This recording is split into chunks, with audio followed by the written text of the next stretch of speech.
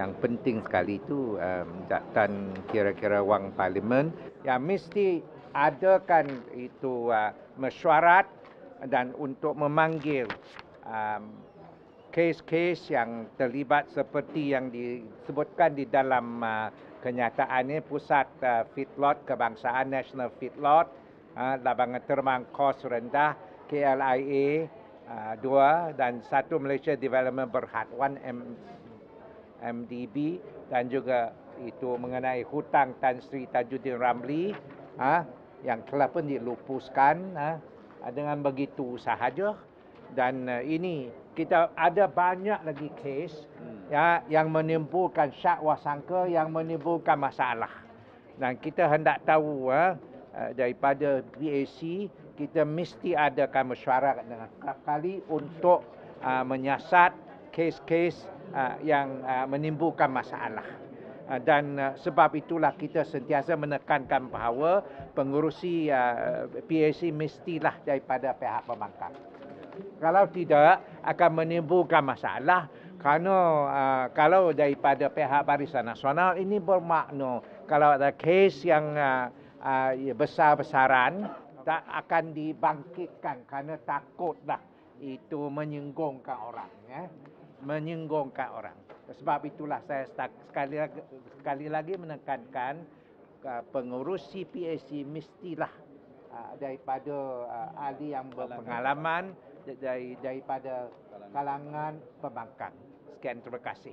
Saya ingin menambah bahawa jawatan kuasa kira-kira wang negara ini adalah sebuah jawatan kuasa tetap parlimen. Oleh itu tempoh perkhidmatannya seperti juga parlimen itu sendiri. Jadi sebelum parlimen dibubarkan, jawatan kuasa ini terus hidup. Masalahnya kita tidak menentukan seperti parlimen tempoh-tempoh bila boleh mesyuarat dan berapa kali boleh mesyuarat. Ianya diputuskan oleh persetujuan bersama. Tetapi dalam kes ini, dalam mesyuarat yang terakhir pada 5 Mac 2012, kita telah secara bersama bersetuju untuk mengadakan mesyuarat seberapa segera untuk menyelesaikan kes-kes yang besar dari segi nilainya dan dari segi integriti negaranya, pengurusan keuangan negaranya. Dan isu-isu dalam surat kami ini antaranya ialah NFC, antaranya ialah kos lapangan terbang LT2 tu di KLIA 2 di KLIA.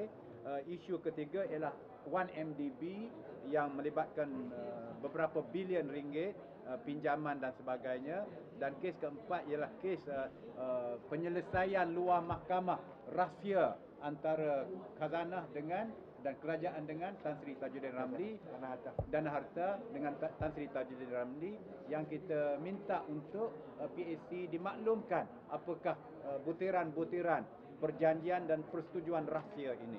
Jadi ini antara beberapa perkara yang kita nak tahu. Dan sekarang ni ada pula rang undang-undang perbelanjaan tambahan.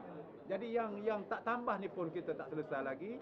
Nak tambah lagi 14 bilion ringgit ke yang baru ini telah dibentangkan hari ini. Jadi ini adalah isu pengurusan negara dan kami dipertanggungjawabkan untuk menjaga pengendalian wang negara, dan kami mendesak supaya mengadakan mesyuarat dengan seberapa yang segera.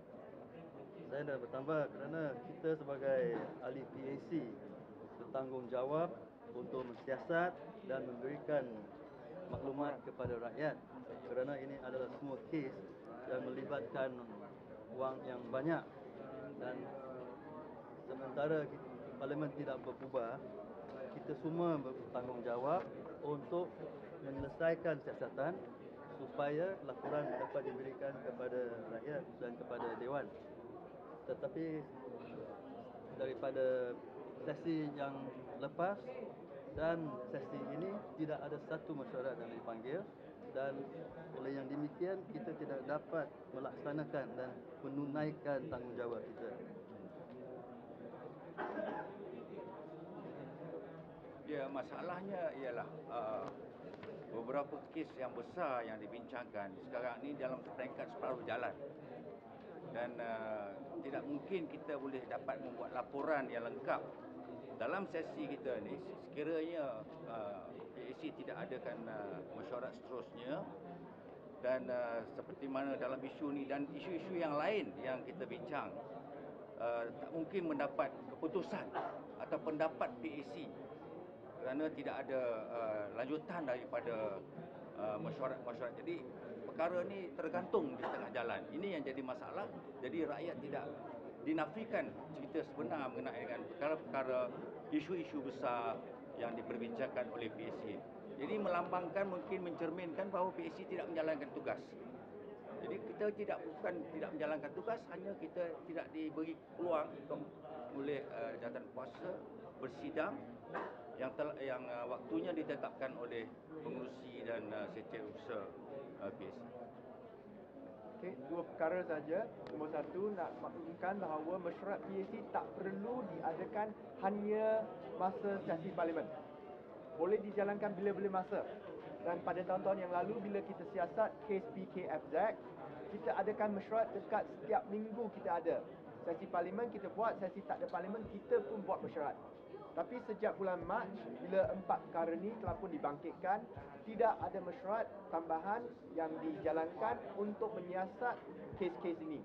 Walaupun pada 2 bulan yang lalu semasa berehat, kita banyak masa tapi mesyuarat tidak dipanggil.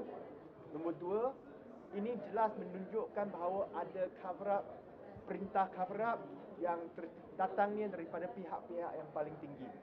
Di mana pengurusi PAC telah pun diperintah supaya tidak menjalankan sebarang mesyuarat yang mungkin akan membawa kesan buruk kepada peluang Barisan Nasional untuk mengekalkan kuasa. Okay. Ini merupakan satu cover-up yang besar yang kita rasa datangnya daripada pihak atas. Dan sepatutnya kita semua tahu pilihan raya patut diadakan masa sekarang juga, tapi telah pun ditangguh.